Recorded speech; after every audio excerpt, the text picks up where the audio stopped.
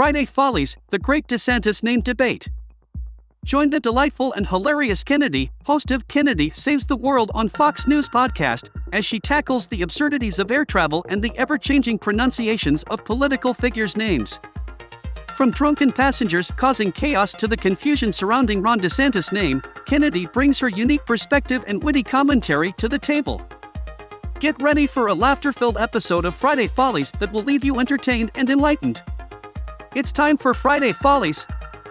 Joining me now is the delightful and hilarious Kennedy, host of 𝗧𝐞𝐚𝐫𝐧 Saves the World on Fox News podcast. When do you start the saving, Kennedy? You know, I have to do it every single day, Raymond. Every week, it's a big job. I feel like Atlas, I cannot shrug. I've got the world on my shoulders, I have to save it. Well, Kennedy, as you know, we regularly offer tips for air travel on the show. Tonight, I want your rules. Okay, a drunken passenger refused to leave the plane, causing a delay and a near riot. Watch me, what I did doesn't matter, then I'm not going. You're keeping up, everybody. Please leave so we can go on. Put it off, everybody should be ashamed of yourself.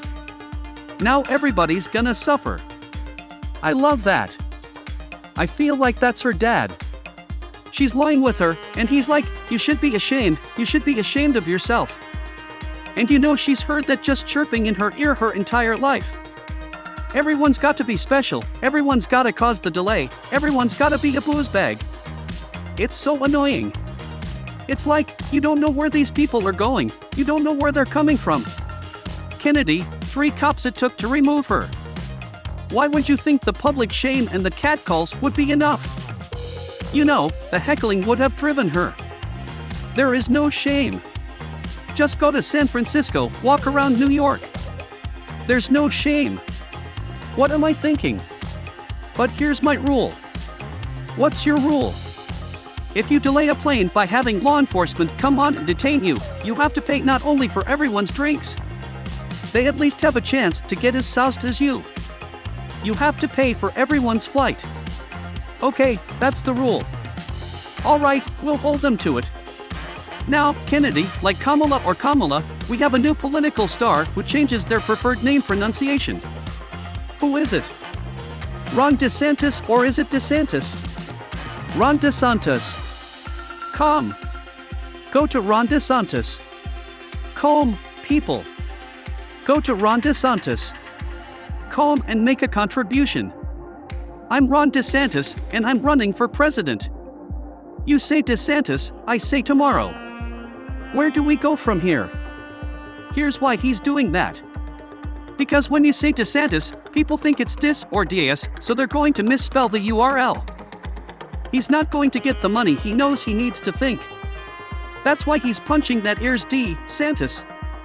Not because he's trying to prove a point or change a pronunciation, he just wants people to give. Give. I can't blame the guy. That is something I had not thought of, but I think the media needs a style guide on DeSantis pronunciation. The watch. He called himself DeSantis his entire life, and then the last year he called himself DeSantis. It's kinda strange. We'll call him whatever he wants to be called. Which is it? I feel like when I'm saying DeSantis, I feel like I'm making fun of him. No, maybe he doesn't like the duh because it sounds like you're saying duh, what's your name? See, I worry there are too many pronunciations now. I mean, you've got Trump now, who's entered 𝗧𝗵𝗶𝐀 and 𝗧sancta to sanctus. He also called him Rob several times after the Twitter rollout. What is that? Rob and Stacey DeSantis, well, DeSantis or DeSantos? Let's settle it, I think. There's been some confusion over your last name and the pronunciation, and I'm just wondering to correct the record, what is it? Come on, I think he should find one pronunciation and stick to it for everybody. But I think your explanation might be the winner. That's what he's doing. This may be the most distressing headline of the night. Gen Z is having a sex recession. A match. 𝗬𝐵 study found that 81% of young men said sex was less a priority post-pandemic. Some blame social media and porn.